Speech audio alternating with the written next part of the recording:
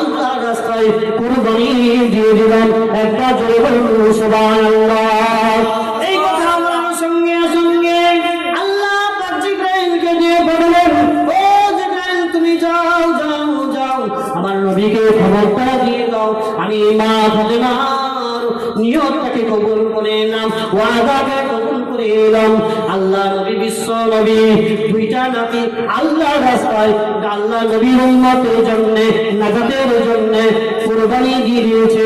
মা ফাতেমার দোয়াটাকে আমি কবুল করে নিলাম। আল্লাহ নবীকে মাথা তুলতে বলো, আল্লাহ নবীকে মাথা তুলতে বলো, আমি তার গুনাহগার উম্মত উম্মতীদেরকে মাফ করে দিলাম। একবার জোরে বলুন সুবহানাল্লাহ, আরো জোরে বলুন সুবহানাল্লাহ। কি অবস্থা! হাসান হোসেনকে তার উম্মতের নাজাতের জন্য দান করে দিয়েছে। ও যুবক নওজোয়ান তরুণেরা, যারা জান্নাতের সর্দারই জান্নাতের সর্দার হবে, সেই যুবক দুটো আল্লাহ কবুল করেছিল।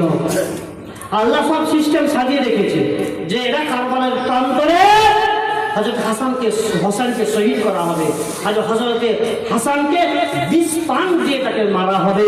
এটা আল্লাহ সব সিস্টেম করে রেখেছিল।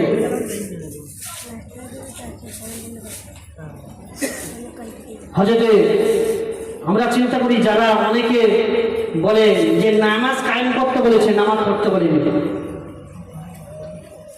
আচ্ছা চিন্তা করুন, হযরতে ওমর নামাজ পড়াচ্ছে, পিছন থেকে বল্লভ যে ছুরি মেরেছে, এক নম্বর। দ্বিতীয় নম্বর, হযরতে আলী রাদিয়াল্লাহু তাআলা আনহুকে হযরতে নামাজ পড়তে যাচ্ছে, পিছন থেকে বল্লভ দিয়ে আঘাত করেছিল। হযরতে হাসান হযরতে হুসাইনকে কারবালার প্রান্তরে আসরের নামাজ টাইমে মেরেছে। এবার চিন্তা করুন, তারা নামাজ পড়ে না। আজকে কিছু লোক আছে বলছে নামাজ তুলি, জুম্মা কিসে? আমি তাই মসজিদে ইমামতি করতাম, জুম্মা আবার কিসে? জুম্মা নামাজ আছে নাকি? কিচ্ছু নেই, মনে মনে নামাজ। তাহলে মনে মনে খাও, খাবারটাও বাদ দিয়ে দাও। মনে মনে নামাজ যদি, তাহলে খাবারটাও বাদ দিয়ে দাও, খেতে হবে না, মনে মনে খেয়ে নেবে। নামাজ কায়েমের অর্থে এর তাফসীর অনেক আছে। লা মানে নেই, আল্লাহ মানে আছে। লা মানে নেই, আল্লাহ মানে আছে। নেই, আল্লাহ ছাড়া কোনো মাবুদ নেই। এর অর্থ এইভাবে যেরকম আছে, ওই রকম যে নামাজ কায়েম করো, এইটাকে অপব্যাখ্যা করে এজিদির দলে কথাবার্তা।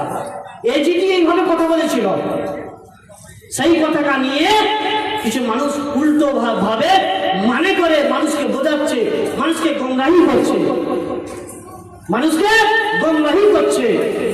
তাই আমরা কারুর প্রবচনা প্রাণা দিয়ে নারে তাকবীর, নারে তাকবীর, নারে তাকবীর। জনাব মাওলানা মিজানুর রহমান সাহেব, জনাব